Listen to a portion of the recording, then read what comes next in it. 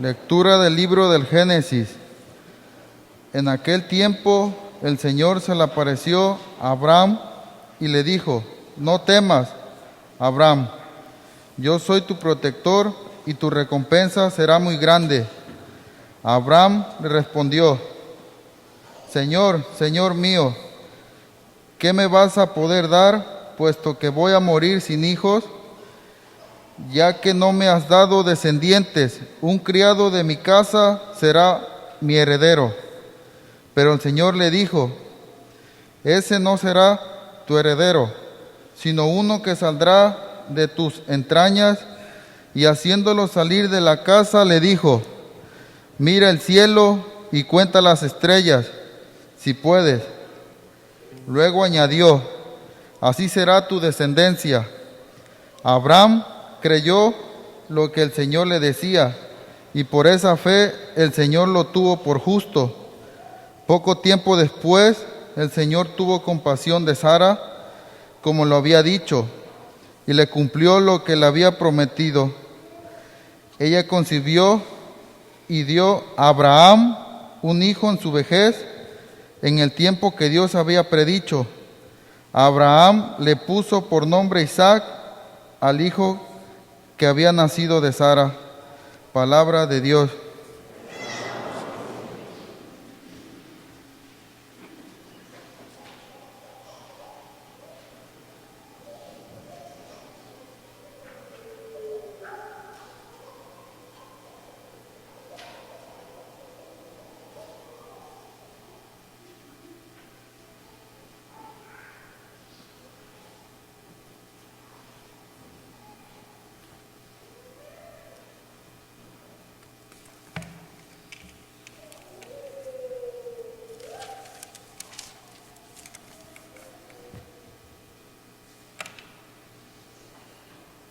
El Señor se acuerda de su alianza eternamente.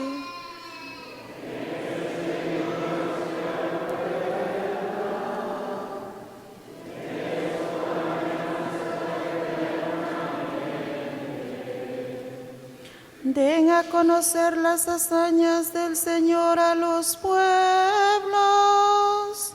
cántenle al son de instrumentos, hablen de sus maravillas. El Señor se acuerda de su alianza eternamente. Glóriense de su nombre santo, que se alegren los que buscan al Señor. Recurran al Señor y a su poder, busquen continuamente su rostro.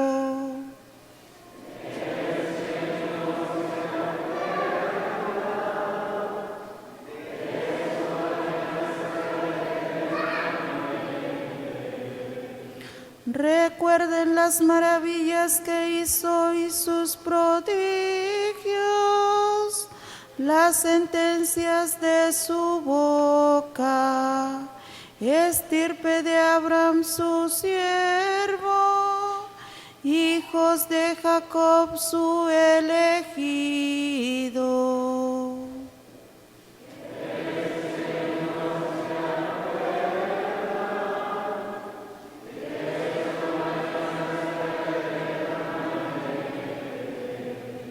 Se acuerda de su alianza eternamente, de la palabra dada por 1000 generaciones, de la alianza sellada con Abraham, del juramento hecho a Isaac.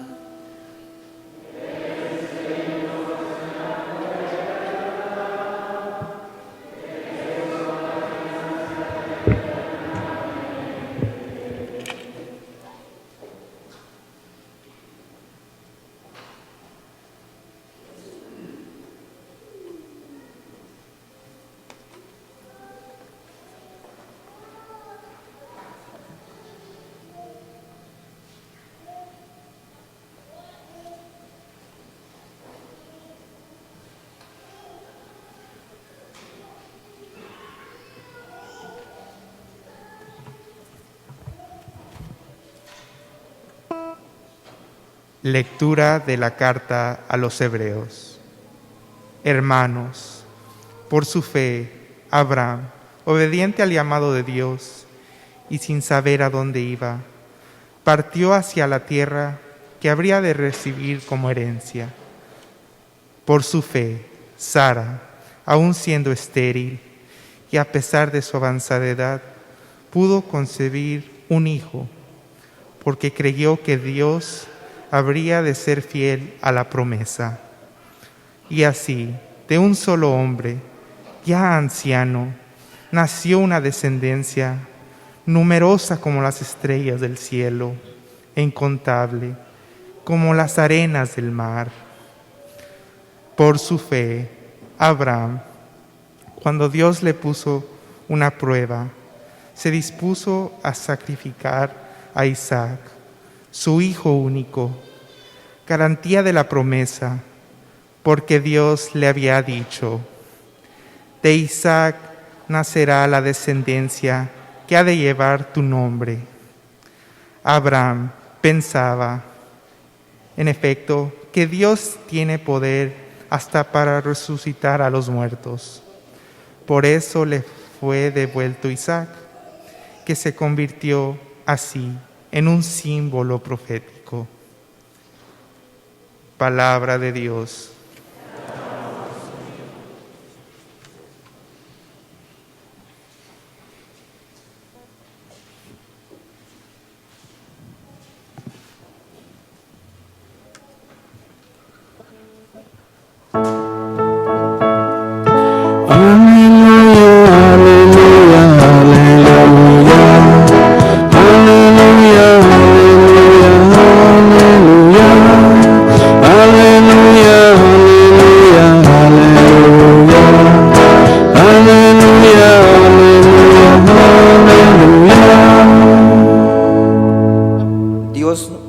Habló a nuestros padres por medio de los profetas, hasta que en estos días, que son los últimos, nos habló a nosotros por medio de su Hijo.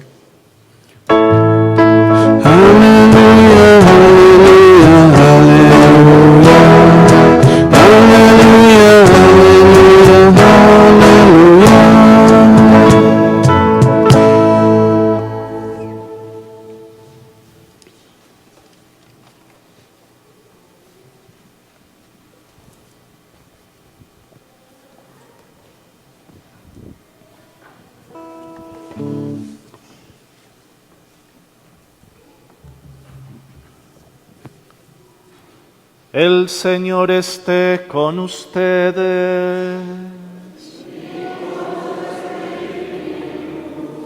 Lectura del Santo Evangelio según San Lucas.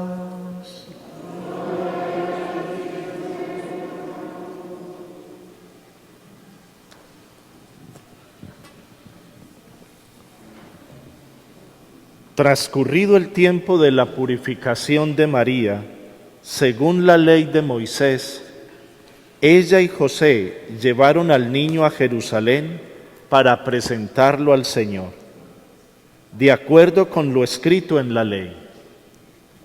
Todo primogénito varón será consagrado al Señor. Y también para ofrecer, como dice la ley, un par de tórtolas o 2 pichones. Vivía en Jerusalén un hombre llamado Simeón, varón justo y temeroso de Dios, que aguardaba el consuelo de Israel.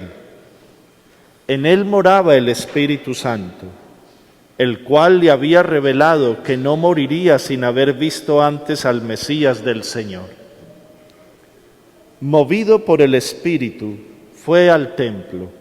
Y cuando José y María entraban con el niño Jesús para cumplir con lo prescrito por la ley, Simón lo tomó en brazos y bendijo a Dios diciendo: Señor, ya puedes dejar morir en paz a tu siervo, según lo que me habías prometido, porque mis ojos han visto a tu Salvador, al que has preparado para bien de todos los pueblos, luz que alumbra las naciones y gloria de tu pueblo Israel.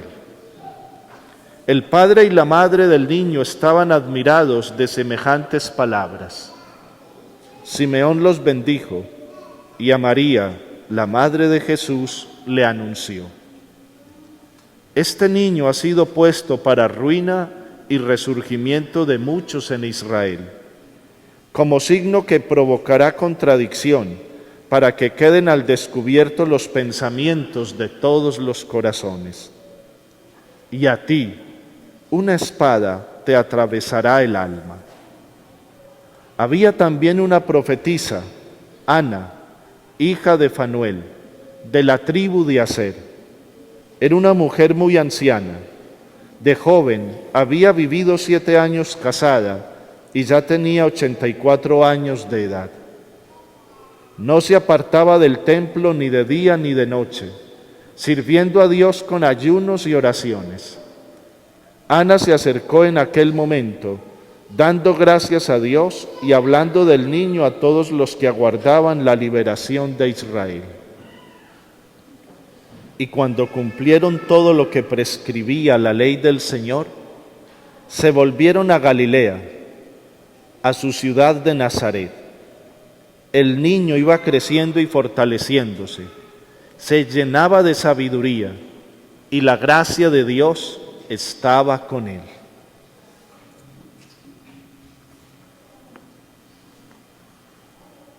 Palabra del Señor.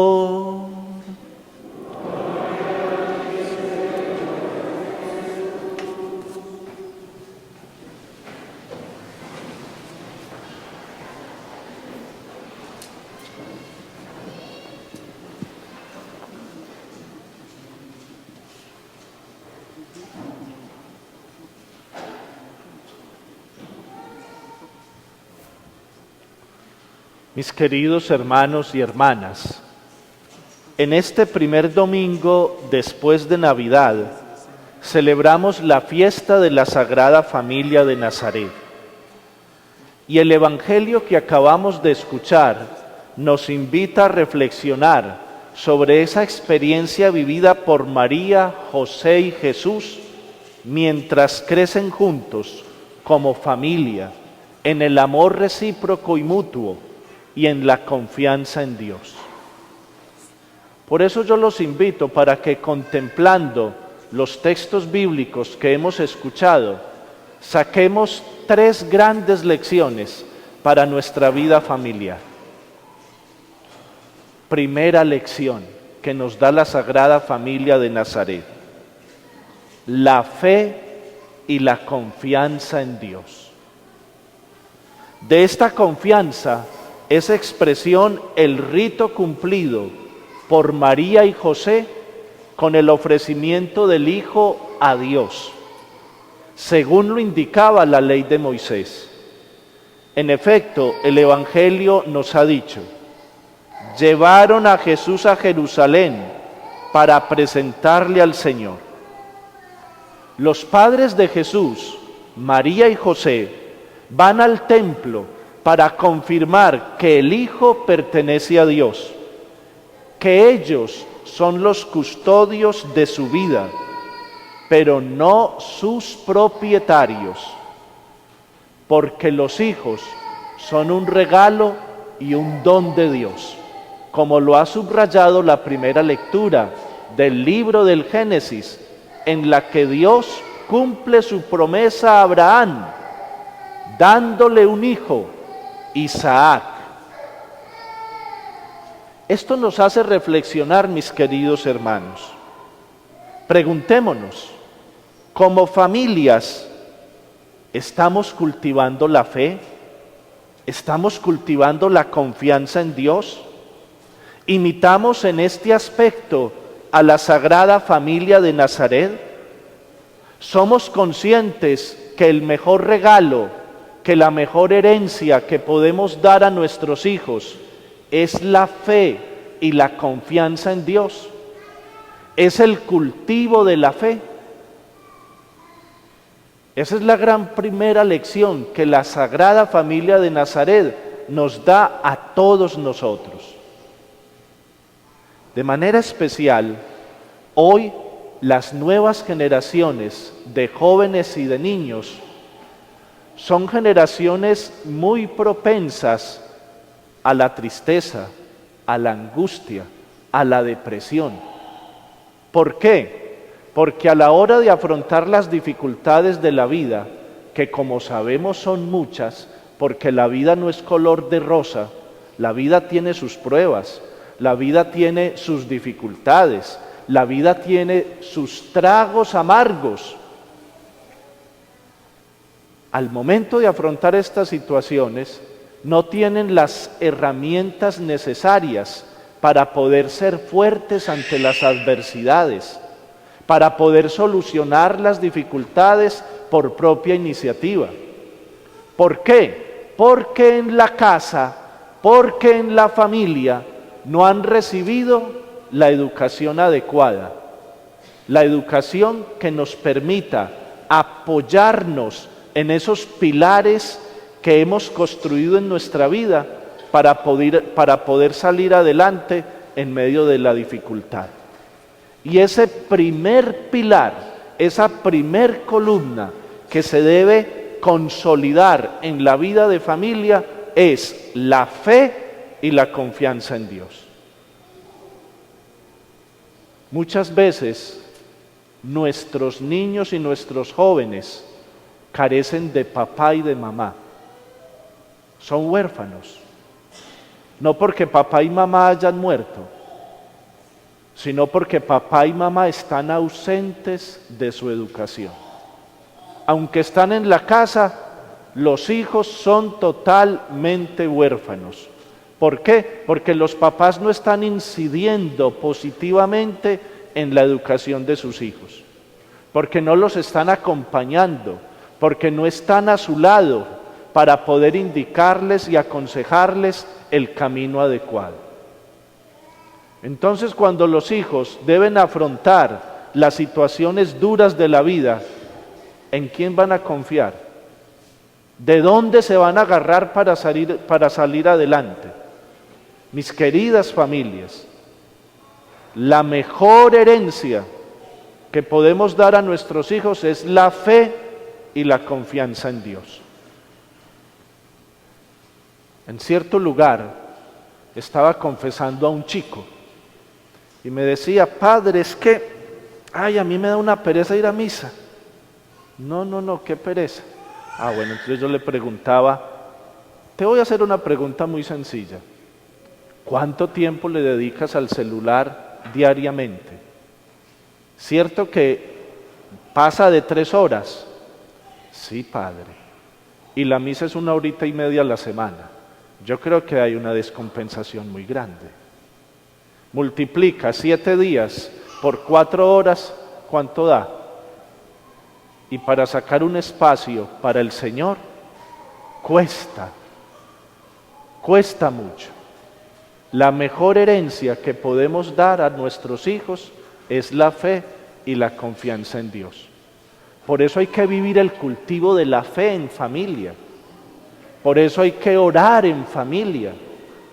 Por eso hay que enseñar a los hijos cómo orar, cómo dirigirse a Dios, de tal manera que Él sea el fundamento estable, firme, que en los momentos de dificultad les pueda dar las herramientas necesarias para salir adelante.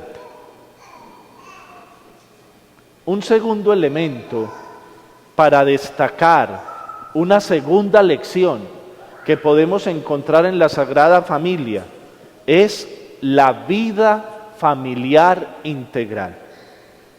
Este gesto de la presentación del Señor subraya que solo Dios es el Señor de la historia personal, de la historia individual, de la historia familiar.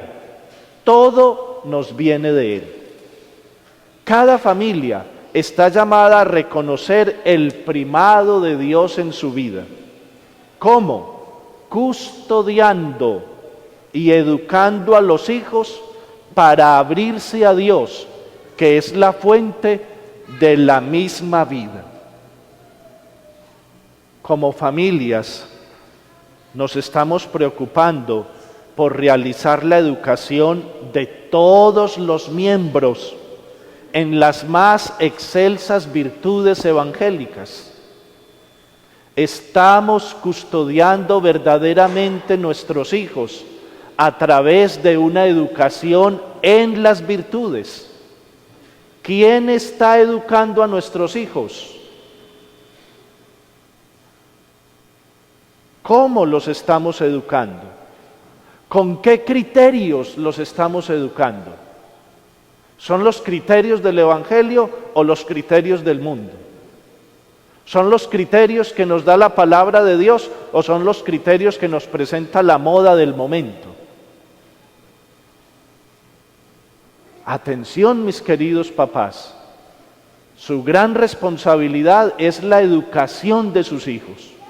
Y si ustedes no educan a sus hijos los están educando otras personas u otras realidades. Y no de la mejor manera. Porque si usted no educa a sus hijos, Internet sí los educa. Las redes sociales sí los educan. Los malos amigos sí los educan. Las malas amistades sí los educan. Va que me caigo. Entonces es un llamado muy especial que hoy nos hace la palabra de Dios. ¿Quién está educando a nuestros hijos? El gran problema que sufren muchas familias, como les decía al inicio, es la ausencia de los papás. Aunque están en el hogar, están ausentes de la educación de los hijos. Muchas veces, no todos los papás, pero muchos, dejan la educación de sus hijos a sus esposas, a sus mamás, cuando la educación es de ambos, es responsabilidad de ambos. Miren los criterios en los cuales la palabra de Dios nos dice que debemos educar a nuestros hijos, haciendo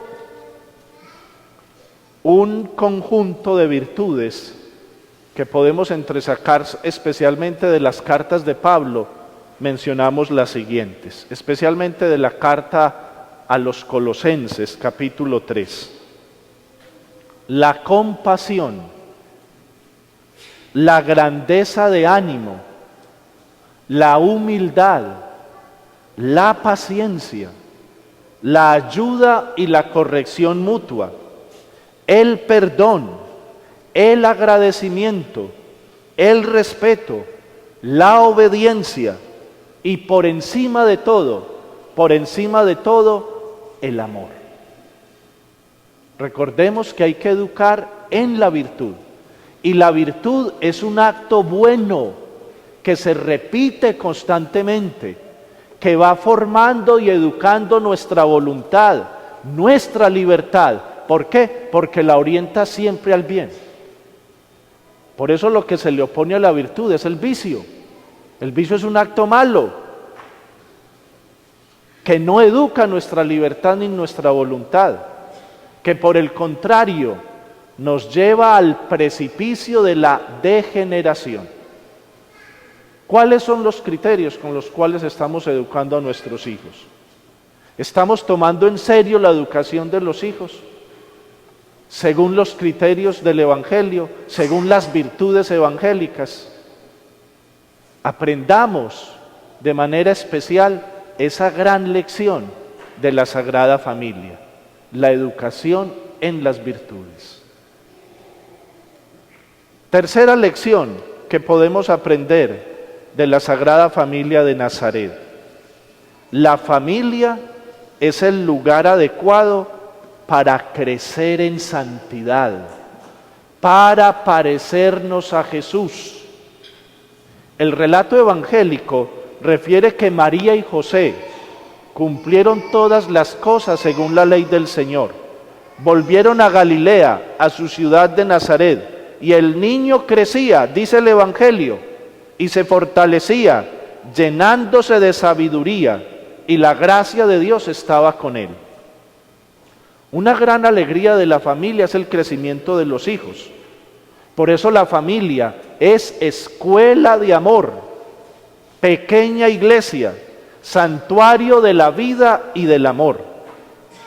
Los hijos están destinados a desarrollarse y a fortalecerse, a adquirir sabiduría y a acoger la gracia de Dios, precisamente como sucedió con Jesús. Pero no podemos olvidar que nuestros hogares deben ser los ambientes más adecuados para crecer en santidad. Y la santidad no es otra cosa que parecernos a Jesús. Y lo que nos hace más parecidos a Jesús, más parecidos a Dios, es el amor. Por eso no es posible el crecimiento en la santidad si no educamos en las virtudes, si no educamos en el bien. Y eso requiere dedicación, eso requiere presencia, eso requiere una sana disciplina, sin atosigar tampoco a los hijos y volverlos psicorrígidos. La misión de la familia es crear las condiciones favorables para el crecimiento armónico y pleno de los hijos, con el fin de que puedan vivir una vida buena, digna de Dios y constructiva para el mundo. En una palabra, para que puedan parecerse a Jesús, es decir, ser santos. No olvidemos entonces estas tres grandes lecciones de la Sagrada Familia. La primera, la fe y la confianza en Dios. La segunda, la vida doméstica, una vida integral. Y la tercera, la familia es el lugar adecuado para crecer en santidad. Este es el deseo para todas las familias. María, Reina de la Familia, ruega por nosotros. Amén.